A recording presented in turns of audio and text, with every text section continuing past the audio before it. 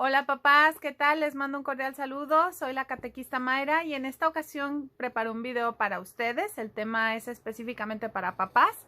Pero antes de empezar vamos a encomendarnos, Espíritu Santo, fuente de luz, ilumínanos, porque si no, no sale bien.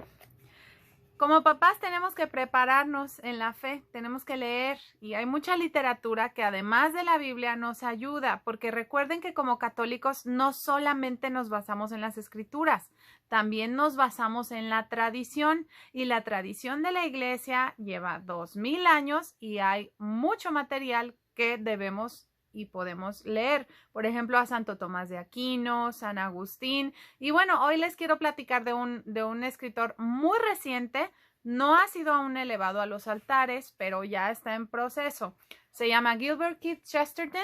El libro que leí se llama, bueno, son dos en uno, de hecho, Ortodoxia y El Hombre Eterno. El Hombre Eterno fue escrito 17 años después de Ortodoxia.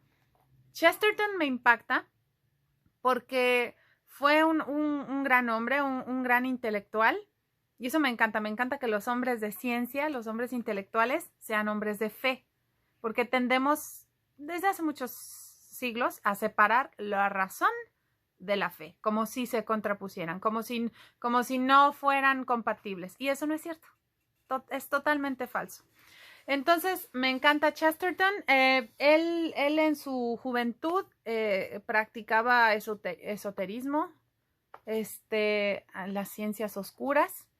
Después, en su camino de conversión, entró a digamos que se adquirió la fe anglicana, porque Inglaterra, entonces ahí es la fe anglicana, pero buscando la verdad, se dio cuenta que la verdad estaba en la fe católica.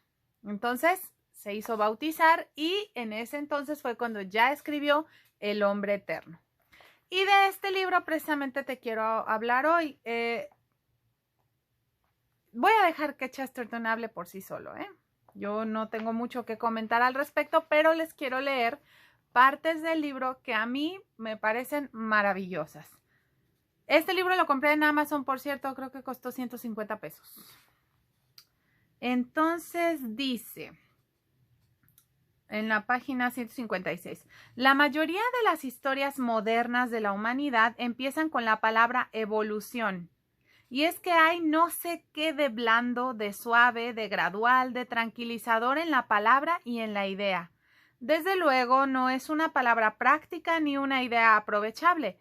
Nadie puede imaginarse cómo la nada pudo evolucionar hasta convertirse en algo. Ni siquiera se acercará más a ello al tratar de explicarse cómo ese algo se convirtió en alguien. Es mucho más lógico empezar diciendo: en el principio, Dios creó el cielo y la tierra. Aun cuando solo se quiera decir en el principio cierto poder inconcebible dio comienzo a un inconcebible proceso. Porque Dios es por naturaleza un nombre de misterio y nadie puede imaginar cómo pudo ser creado el mundo, lo mismo que nadie se siente capaz de crearlo. En cambio, la palabra evolución parece tener cierta tendencia a sustituir la palabra explicación. Y son muchos los que se figuran que aquella les dispensa de reflexionar, exactamente igual que son muchos los que creen de buena fe que han leído El origen de las especies. ¿Se acuerdan de este libro de Darwin que vino a revolucionar el pensamiento a principios del siglo XX? Que todo el mundo decía, no, pues descendemos del mono y demás, que va contra la fe que nosotros tenemos, porque nosotros creemos en la palabra de Dios. Y ahí claramente dice, como Dios tomó tierra, la mezcló con agua, dio forma de hombre y sopló el aliento de vida. En eso creemos nosotros. Pero bueno, nos vienen a sustituir, nos vienen a meter estas ideas que van contra nuestra fe. Sigo leyendo.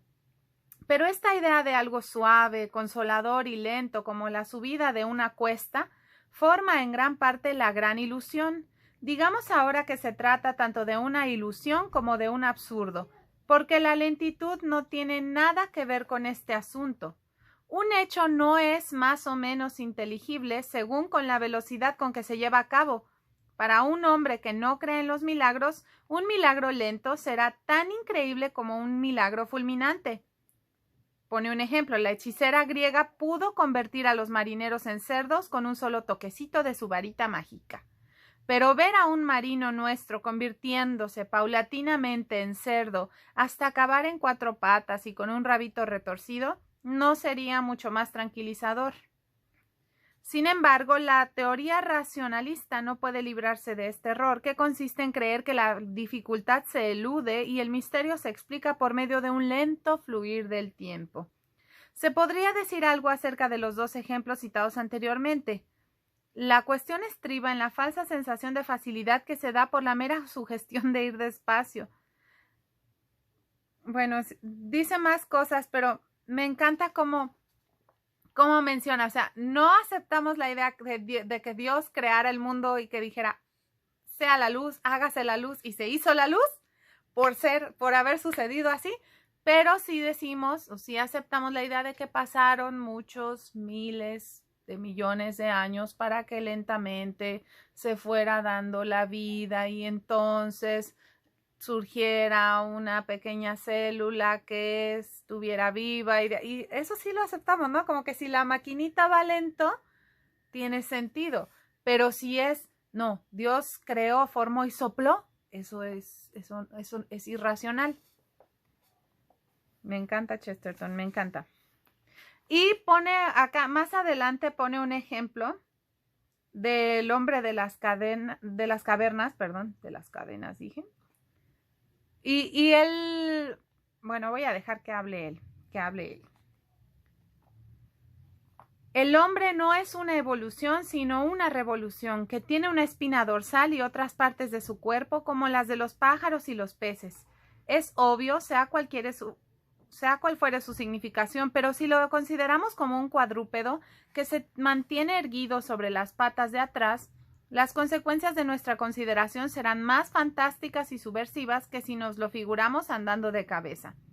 Presentaré un ejemplo que sirva de introducción a la teoría del hombre y que ilustre mi aserto de que se necesita cierta ingenuidad infantil para comprender debidamente la infancia del mundo.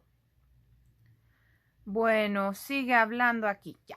Las novelas y los periódicos nos hablan hoy con frecuencia de un popular personaje llamado el hombre de las cavernas. Se nos ha llegado a ser familiar, no solo en su aspecto público, sino también en el privado. Se habla muy en serio de su psicología en las novelas psicológicas y en la medicina del mismo género. Parece, según lo que yo he leído, que su principal ocupación era golpear a su mujer y tratar a las otras mujeres como lo que se llama en el mundo del cine, un villano. Hasta ahora no he podido convencerme de la verdad de este aserto. No sé en qué periódicos primitivos o procesos de divorcios prehistóricos se funda. Tampoco acierto a ver la probabilidad de ello, aun considerándolo a priori. Se nos ha dicho siempre de una manera gratuita, sin explicación ni autoridad, que el hombre primitivo hacía la corte a su mujer dándole un cachiporrazo en la cabeza. Es un poco extraño que aquellas damas insistieran en ser golpeadas antes de entregarse al hombre. No comprenderé nunca cómo, siendo el hombre tan rudo, la mujer era tan refinada. Concedamos que el hombre primitivo era una bestia, pero nada nos induce a creer que fuera más bestial que las propias bestias, y lo cierto es que el amor entre las jirafas y los románticos idilios de los hipopótamos se desarrollan sin necesidad de recurrir a los golpes. El hombre de las cavernas no sería mejor que el oso de las cavernas, pero la osa, tan famosa en los himnos, no parece ser muy inclinada a la soltería. En una palabra, estos detalles de la vida doméstica de las cavernas me asombran más que las hipótesis evolucionistas o estáticas. De cualquier modo, yo quisiera conocer la evidencia de estas doctrinas, pero desgraciadamente nunca he podido hacerlo. Pero lo curioso es esto, que mientras 10.000 lenguas más o menos científicas y literarias se ocupan de este pobre hombre en su aspecto feroz, olvidan o desdeñan el único aspecto en que se nos aparece como criatura sensible y digna de estimación. Realmente la gente se ha interesado por cuanto se refiere al hombre de las cavernas, menos por lo que hizo en ellas. Y sin embargo, no nos faltan evidencias palpables de que hizo en ellas algo importante. No es mucho, como no lo es cuanto se refiere a la edad prehistórica, pero se refiere al verdadero hombre de las cavernas y no al personaje literario, el hombre de las cavernas y su masa.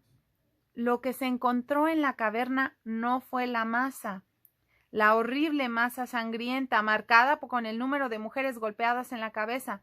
La caverna no era la cámara de Barba Azul llena de los esqueletos de las mujeres asesinadas. No estaba llena de cráneos femeninos puestos en fila y cascados como huevos. Era algo muy diferente a las frases filosóficas y a los rumores literarios que han hecho que la cuestión sea tan confusa. ¿Qué descubrimos en las cavernas? ¿Se acuerdan? Bueno, pues les cuento que un sacerdote y un niño entraron hace tiempo por el hueco de una montaña y pasaron a través de una especie de túnel que conducía a un laberinto de corredores. Pasaron por senderos que parecían intransitables, descendieron por boquetes como pozos, cual si se enterraran vivos, sin esperanza de resurrección. Bueno, ahí van, sigue. Y entonces la secreta cámara rocosa, iluminada después de innumerables años, mostró sus paredes con grandes dibujos y pinturas, hechos con arcillas de diferentes colores, y al seguir sus líneas reconocieron en ellas a través de las edades la mano del hombre. Eran pinturas de animales y habían sido pintadas no solamente por un hombre, sino por un artista. Con todas las limitaciones impuestas por la época, aquellos primitivos artistas demostraban un gran amor por la línea curva ondulante, amor que reconocerá enseguida quien sepa o haya intentado dibujar. Aquellos dibujos demostraban el genio experimental y aventurero del artista, el espíritu de quien no evita sino busca la dificultad. Sobre todo en el caso de aquel ciervo pintado con la cabeza vuelta hacia la grupa, en una actitud que sorprendemos frecuentemente en los caballos y que muchos dibujantes de animales reproducirían con gran dificultad. O sea que en lugar de encontrar violencia, encontramos arte. Y eso nos habla mucho del hombre de las cavernas, ¿no? O sea, lo que los hechos nos pueden decir es que el hombre de las cavernas o al hombre de las cavernas le gustaba pintar, le gustaba contemplar la naturaleza y pintar. Y eso me lleva a pensar en cuántas cosas nos dicen ahora y nos las creemos porque nos lo dicen, nos las tragamos, por así decirlo. Y ya no más, ya no debemos hacerlo. Debemos ejercitar nuestra mente, debemos ver los hechos. Miren, les voy a contar, digo, hasta aquí mi parte, hasta aquí mi lectura de esto. Era lo que quería llegar. ¿Cómo podemos decir que el hombre de las cavernas era violento sin tener ni una sola evidencia al respecto? Y sin embargo no decimos que le gustaba contemplar la naturaleza, los animales y era un artista, ¿no? Eso no lo decimos, no tenemos esa asociación del hombre de las cavernas, pero sí tenemos hechos que demuestran eso. Y me encanta cómo lo maneja. Bueno, este libro se los recomiendo muchísimo. Tengo una pequeña anécdota. Mi hermana me va a colgar si llega a ver este video, perdón, pero así fue, hermana.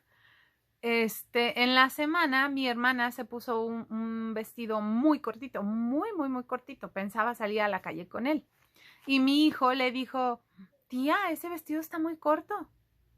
Y ella le contestó, no está corto, ¿no? Y entonces yo le dije a mi hijo, en este mundo la gente te va a querer engañar, te va a querer decir que que el negro no es negro, que el blanco no es blanco, pero tú sigue fiel a la verdad. Así, papás, debemos enseñarles a nuestros hijos a que vean los hechos y en base a los hechos se formen su idea, ¿ok? Bueno, pues luego les seguiré contando de este libro que tiene más tesoros y más cosas hermosas. Hasta luego.